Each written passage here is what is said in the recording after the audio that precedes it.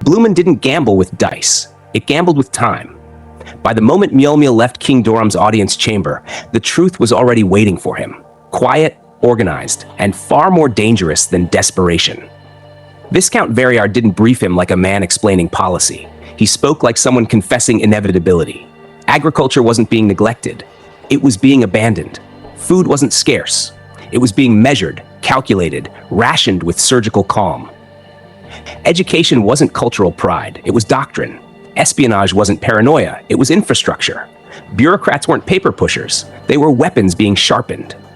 Wise people, bountiful country, Veriard said, smiling.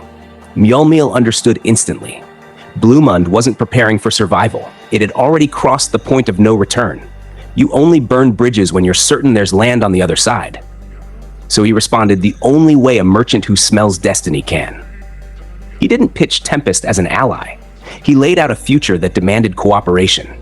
Magitrains slicing through Dwargon, Farminus, and Blumund, binding them into a single circulatory system. Goods flowing outward like blood. Industry flowing back like oxygen. Blumund no longer a waypoint, but a heart, sanitation, storage, logistics. The invisible things that decide whether prosperity lasts or collapses. He spoke them fluently, until he realized Veriard was finishing his sentences. Every blind spot already anticipated, every angle already mapped. That was when the blade came out. All land nationalized, ownership abolished, rent standardized, 1 silver coin per square meter. Reasonable, logical, lethal. Mjöllmile saw it instantly. Control the land, and you control the rails. Control the stations, and you control the alliance. Control leverage, and you never have to raise your voice again. He laughed before he could stop himself. Such a drastic, evil move. Not even I would have come up with it. But Doram's gamble wasn't one-sided. That was the brilliance. Permanent extraterritorial leases. Prime locations immune to future rent hikes. Untouchable by political mood swings. A gift so shocking it felt unreal. The price was simple. Hire Blumund's people. Build the Four Nations Trade Alliance headquarters on Blumund soil. Mjöllmile felt the weight of it settle in his chest. This wasn't hosting trade. This was defining it. Embassies would follow. Capital would flood in. Land values would explode. Jobs would multiply. A minor kingdom quietly positioning itself to eclipse Inglesia itself. There's no hidden catch, Veriard said. And for once, it was true. Just faith. Faith that Tempest would invest without hesitation. Faith that the future belonged to those bold enough to buy it early. The logic was airtight. The risk aligned perfectly with Rimuru's design. Blumund wasn't begging for prosperity. It was purchasing it with everything it had left. Mjöllmile agreed. And with that signature, a cautious kingdom died, and something far more dangerous was born. On paper, the treaty was clean. Balanced clauses, mutual safeguards, an escape hatch in case of war. Everything a merchant claims to want. Mjöllmile trusted none of it. So he pressed Veriard. Not for reassurances, but for truth. What he got was candor so rare it felt like treason. A noble, Veriard said, speaking as if alone, is a creature that never reveals where their feelings truly lie. Opposition before the seal meant nothing. The moment ink dried, resistance became loyalty. Anything else was weakness. It wasn't philosophy. It was anatomy. Power stripped of romance. Mjöllmile didn't bristle. He laughed, and for the first time, Veriard laughed too. The masks cracked. Emboldened by the moment, Mjöllmile made a reckless offer. Would Veriard work for him? The answer wasn't no. Blumund's revolution ran deeper than infrastructure. Under Doram's doctrine, the nobility itself was being engineered into obsolescence. Few in number, soon ceremonial, their relevance traded for stability. Veriard felt no bitterness. To me, he said plainly, earning a profit matters more. Then the final truth surfaced. This entire negotiation had been an audition. Veriard hadn't opposed the treaty to stop it. He'd done it to test Mjöllmile, his instincts, his nerve, his ability to read beyond words. Satisfied, he accepted the role of advisor. The handshake that followed wasn't formal. It was defiant. Two schemers smiling because they knew exactly what the other was capable of and chose the same path anyway. With Veriard's backing, the Four Nations Trade Alliance stopped defending itself and started advancing.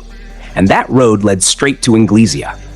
Mjöllmile didn't arrive alone. At his side stood Bid, hardened by Tempest's training, and Gobamon, an ogre mage wrapped in silk and tailoring, horns hidden beneath a hat.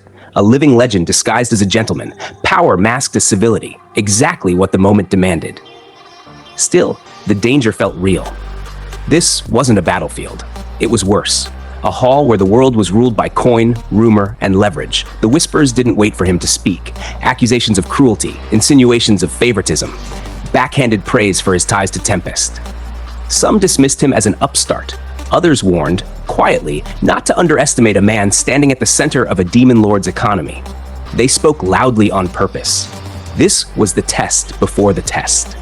Crime lords, fallen aristocrats loyal to Razo, merchant tyrants who normally never shared air. Razo's collapse hadn't frightened them. It had electrified them. The five elders were gone. Power was vacant.